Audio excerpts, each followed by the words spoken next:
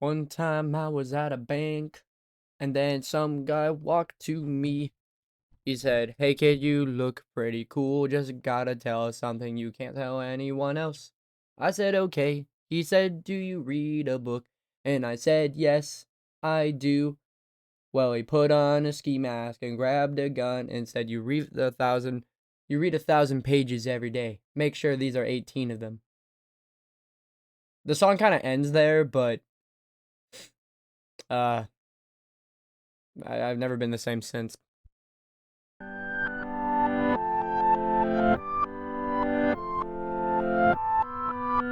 Hello everyone, my name is Stonsey and welcome back to Reading with Stonsey. Today we're reading the fastest video ever made. We are reading pages 201 and 219, chapter 32 to 35. And without further ado, let's begin. I'm kidding, of course. I'm not going to read that fast. I'm going, okay, 1,000, you know what I mean? But no, without further ado, let's begin. Chapter 32. I dropped Doozy and Quimby off at the cottage. May and Bertie were napping in their rockers. They looked so fragile, almost childlike. Gently, I covered them both with quilts. I chopped several logs, cleaned the hen house, and swept the front porch. When I grabbed a towel tucked into my waist pouch and my notebook, I headed down to the village. Meeting as still in session, I could hear the villagers talking, or was it arguing? Peeking around the half-open front door, I caught a glimpse of Connor. He was sitting in his usual spot, sketching while red-faced man droned on and on. I waited, hoping Connor might look over and see me, but he seemed to be lost in another world. Down the river walked the willow leaves tangled in a fitful wind. And still no hummingbirds. Clouds scudded through the pale sky. I took some deep breath. Was that smoke? Or would I be asking the same question for the rest of my life? I took out a trowel and walked past each blue willow. Every now and then I poked into the soil at the base of the trunk. I never before tried digging for snails there, but almost every time I found some. More, in fact, than I'd ever seen. Entire villages of them. How Quimby would love to come here, I thought, with a rueful smile. Of course, she couldn't. She killed for the bounty, or chased off, at the very least. I pulled a few leaves from several trees, ignoring the strange looks I got from passers-by. When I made my way to the hillside where their new grove of blue willows had been planted, the ones Connor's father had said needed more water. Sure enough, they seemed saunted and dry. I collected leaves from them too. On the way back to the cottage, I looked samples of the leaves on other kind of trees, oaks and purple maples, butternuts and striped elms. May and Bertie were still napping when I returned. Quimby greeted me with a polite snuffle. I checked my bed where Doozy was dozing off on my pillow. The three bubbles laid nearby, stuck together in the form of a triangle. The new bubble will still separate from the others. Sat next to his right paw. Made me happy as he'd taken that bubble blowing again, something he would be doing in the wild. It was so quite convenient since I needed to borrow a bubble. Returning to the kitchen, I pulled a sheet of paper from my notebook and tore it into pieces. On each scrap paper, I wrote the number and location: Hidden Grove 1, Hidden Grove 2, 3, 4, and 5. I took my samples from the riverside willows and new blue willow grove and the leaves I collected from random trees. One by one, I laid them out on the kitchen table. Below them, I placed my 5 leaf samples in the hidden grove. Tiptoeing back to the bedside, I picked up Doozy's single bubble. Fortunately, he was a sound sleeper. I felt a tad guilty borrowing his creation, but I knew he could always make more bubbles. Back at the table, I started with the 5 riverbank willow leaf samples. I touched Doozy's bubble to the first leaf. The bubble and the leaf should have stuck together instantly, but they didn't. Same thing for the other 4 leaves. Next, I tried the new willow grove samples. The bubble slid right off every leaf. I followed each leaves and other types of trees. The same thing happened. That didn't surprise me. Pa told me the bubble nest only stuck to blue willow leaves. Still, I wanted to be sure. It was time for the hidden grove samples. Leaf 1, leaf 2, leaf 3, nothing. The bubble refused to attach. It was down to 2 more leaves. Number 4 and 5 were Quimby's preferred trees, where she did most of all of her digging. The trees where 7 hummingbird nests were situated. Gently, I touched the bubble leaf 4. The bubble stuck. It was like fitting the right key into a stubborn lock. I moved the bubble, now trailing a leaf, to a hidden grove leaf 5. Once again the leaf I heard, and once again I could not separate the bubble from the leaf. I stared at the table, covered with leaves and scraps of paper. I grinned. When I got out my notebook, I began to write as fast as my pencil could let me. I wrote the same way Quimby had dug in the morning, hungrily, with a sense of purpose, as if I was doing what I was meant to do. Chapter 33. When I was done with my notes, I ran back to the village. I had to tell someone that someone was Connor. More than anyone, he'd appreciate how I puzzled something through. How I might even have an answer to the village hummingbird problem. Near the bottom of the hill, I saw Miss Rossett, a teacher, talking to Connor's father. "Hello, Willowdeen," she said. I was surprised when she remembered me. I had been ages since I had been to school. "You certainly look excited," said Miss Burke. "I figured something out," I exclaimed. "Something? Well, I think it might be really important. No sooner were the words out of my mouth than I could feel my face flushing. I looked down at the ground, instantly self-conscious. "Can you tell us more?" asked Miss Rossett. I started to answer when I looked back up at Miss Rossett. Her smile had faded into a look of alarm. The wind had kicked up yet again, and with it came an unmistakable smell. "Smoke," she said. But of course, I already knew. I checked up the hills, trying to place the fire. "Up there." I pointed to the round top ridge, where the train tracks were, the same place the last big fire had started. Another strong gust, and the fire burst to life. It was beautiful in its fury, the blowing gray smoke and its eddies and swirls, the red flood of flames moving slowly toward the village, the sparks and embers popping and fading like fireflies. I gulped, trying to quell the panic in my chest. "My father and baby are at home," said Miss Rossett, wringing her hands. "I've got to check on them. Will you be all right, Willodeen?" "Yes. I think Connor's down by the river. I need to find him." Mr. Burke gripped my shoulders. "Be careful, Willodeen." "I will." Around us, villagers moved purposely. Some ran toward the river, carrying buckets. Others had shovels and hoes. Despite the quickening flames, the calm determination filled the air. After all, we'd seen through this before. I had been through this before. And the searing burns on my feet, my lungs scraped raw, the screams of my family. I needed to run, to hide, but where could I possibly be safe? And then it hit me. I didn't want to run away. I wanted to run toward Bertie, May, Duzu, Quimby. I had no time to waste. Spinning around, I raced back up the hill to the cottage, to the place where everything I needed and loved could be found, to my home. Chapter 34. By the time I neared the cottage, May and Bertie were already heading down the road, calling for me. "Willodeen," Bertie cried, and she and May wrapped me in their arms. I wrapped my swinging eyes and pointed at Bertie's feet. "You're only wearing one shoe." As soon as we smelled smoke, we dashed out of the door, May said, and I couldn't tell if she was laughing or crying. "We weren't sure where you were." "It doesn't matter now," said Bertie. We're all here. We're all safe." She nodded toward the round top rib. "Same place as last time. It's moving slowly, though, and veering east a bit. The cottage will probably be fine, unless the wind changes. Still, I'm worried sick about the folks other that way." I heard a frantic cooing sound and turned to see Duzu, half fluttering, half running toward me. "Duzu," I said, and he landed on my shoulder, rubbing his head against my neck. "Oh my," May slapped a hand on her cheek. "The door, we left it open." We all thought it, and no one said it. "Quimby." I ran back to the cottage with Duzu hanging on for dear life. May and Bertie trailed behind. The front gate was wide open, so was the cottage door. "Quimby," I yelled, my pulse hammering. "Quimby!" Her box was empty, the cottage was deserted. We checked the yard, the shed, everything in the hiding place we could think of. "She's gone," I whispered. I suppose I figured I said it quietly enough. It might be not true.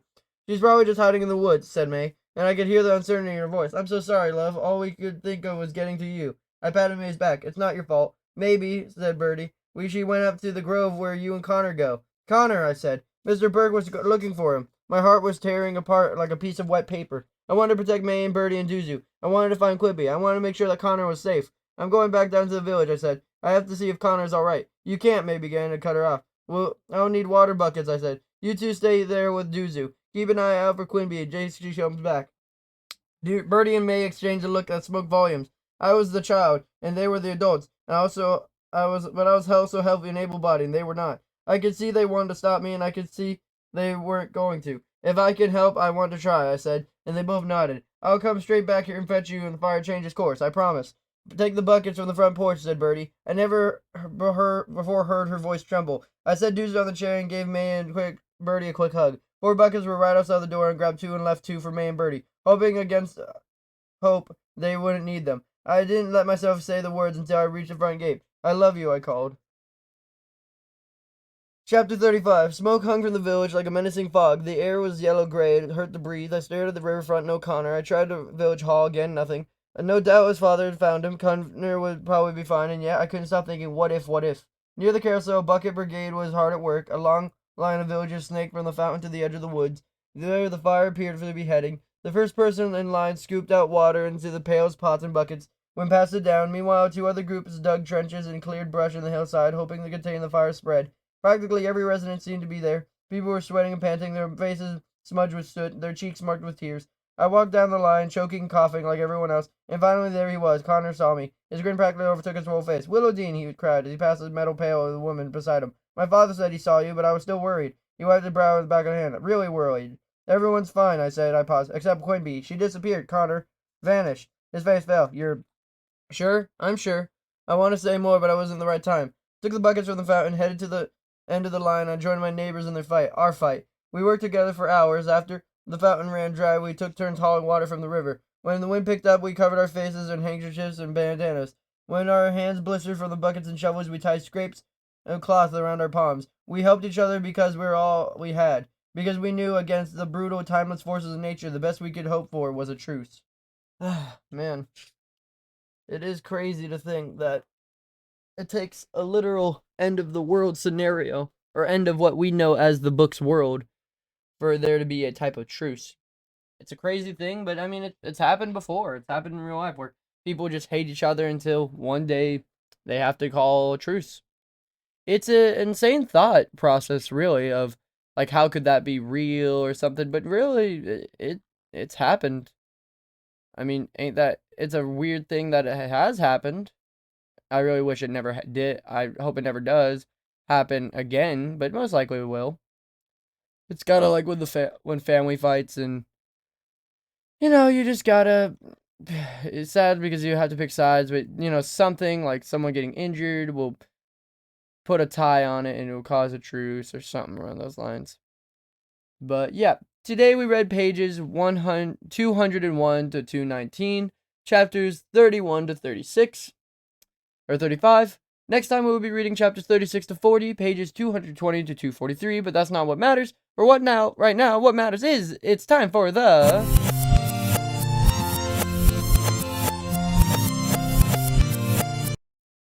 reading corner of the day, doing it up Stonsey's way proper. Today, we are reading about the Borzoi, one of the most interesting and lately one of the more famous breeds of dogs for that weird little meme where there was like, let me do it for you, like that. That's this dog. Very long-nosed and very silly and looks like it could stretch its nose like Elastigirl. Though not true.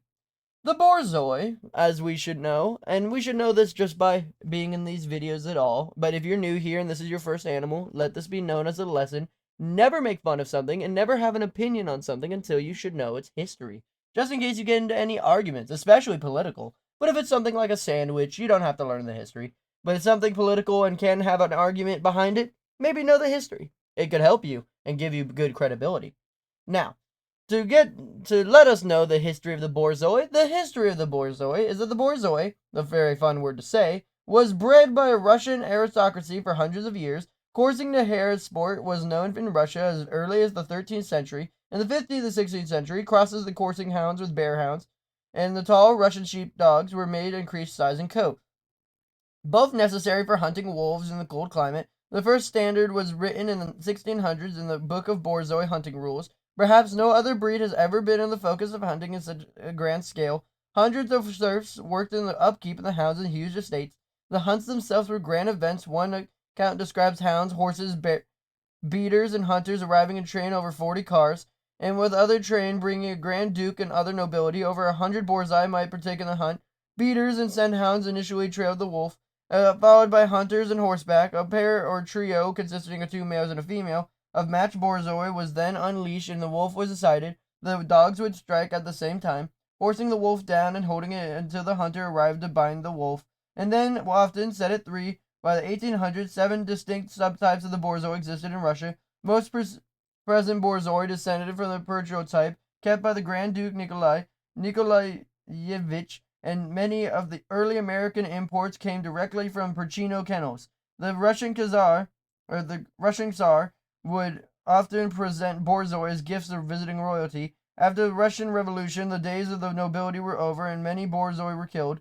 The fate of the breed was left in the hands of the foreign royalty, who had given Borzoi and of a few remaining Borzoi kennels. In America, the Borzoi soon gained a reputation as the ultimate glamour dog, often seen as the sides of movie stars. Although only enjoying modest popularity as a pet, the breed remains popular show dog, coursing dog, and model. So, a very strong Russian history, technically royalty, and then was killed and saved by Hollywood. How strange to hear that Hollywood saved something instead of destroying something. But now you know the kind of the pretty cool history of the Borzoi. But, and it's not very commonly known as a pet, but hey, I want it as a pet. What the heck is its temperament? It can't be that bad. Well, the temperament of the Borzoi is that a breed of quiet elegance. The Borzoi exemplifies a well-mannered house dog indoors. Outdoors, it races with wild abandon, and it will chase any small animal that runs. It is independent but very sensitive, although generally good with children. It may not be helpful enough to satisfy some children. Some can be timid. It is reserved with strangers. Interesting. Alright, so now you know the temperament. But what's the upkeep? What do I have to do to keep this dog up and running? Because I know my kids ain't going to do it. Well, the upkeep of the Borzoi is that it needs a chance to exert itself daily. Although a long walk can satisfy most of its needs, it could combine with a sprint in a large safe area. The coat, which is characteristically fuller on males, needs brushing or combing 2 to 3 times a week. At times it sheds a lot. Borzoi can live outdoors in temperate climates as long as they have soft bedding and good shelter, but most do best as house dogs and access to a yard. Now, any children, cover your ears and just keep looking at the funny dog. And to any teenagers or adults, take notes. For now, it's time to talk about the health. The health of the Borzoi's major concerns is gastric torsion, tummy ache. Minor concerns are cardiomyopathy, hydrothyroidism. It's occasionally seen with nothing, which is good. Suggested tests are thyroid and cardiac. And lifespan is 10 to 12 years, pretty good lifespan. And there's a note saying it's sensitive to barbiturate anesthesia. Very strange and very specific chemical. Maybe it's commonly used in surgeries, I don't know. Now for the form and function. The Borzoi is a running hound capable of hunting large, fierce game in a very cold climate. As such, it retains a greyhound build necessary for running at great speed, but is larger and stronger than the greyhound. Its jaws should be strong enough to hold down a wolf. The long, silky coat, which can be either flat, wavy, or rather curly, provides protection against cold weather and snow. The Borzoi should possess elegance and grace, with flowing lines, whether standing or moving. What a beautiful dog. Now for the final section of today's video, the tier list. 5 is the best, 4 is better, 3 is average, 2 is worse, and 1 is the worst unless it comes to grooming. Now, the energy level for the Borzoi is at a 2, so it's actually below. Exercise requirements, playfulness, affection level, and friendliness towards dogs is at a 3, so average. Friendliness towards other pets, friendliness towards strangers, ease of training, watchdog ability are at a 2, so not very good, but good enough. Protection ability is at a 3, which is pretty high up there. Grooming requirements are at a 3, which is not good. But, basically a comb or such a day. Cold tolerance is at a 4, heat tolerance is at a 2, so that's a weird little trade-off. And now for the weight. Average male Borzoi should be 75 to 105 pounds, females being 60 to 85 pounds. For a height, the males should be at least 28 inches, but 30 inches average. And for females should be at least 26 inches and 28 average. As if it was feet, that would be very big. But not talking about big dogs. The next animal we're going to be reading about is the one we're going to read about in the next episode. So, hope you guys have a fantastic, wonderful day. Be polite, be efficient. Make sure to like, comment, and subscribe. And I'll see you guys next time as I go outside and kill my dog. Jokes aside, I'm going to go outside and see what the heck he's barking at.